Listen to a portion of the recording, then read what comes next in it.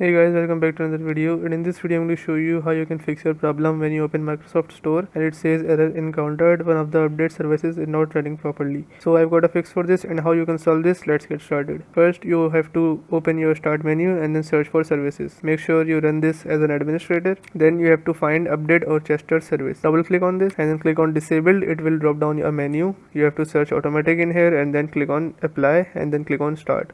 After this click on OK and then you have to click on restart the service. Once this restart the service, you have to restart your PC again and hopefully your problem solves. If your problem still occurs, so make sure to comment down below so we can bring a detailed guide on this video. Alright, that's it for today's tutorial.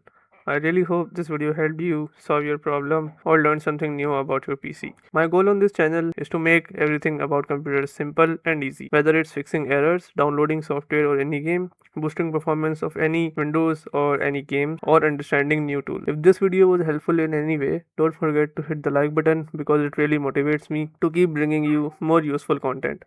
And if you're new here, make sure to subscribe and turn on the notification bell so you never miss any future tutorials, tips, and PC fixes. Also, if you're facing any issues or have any questions related to computers, Windows, software, or anything technical, drop them in the comments.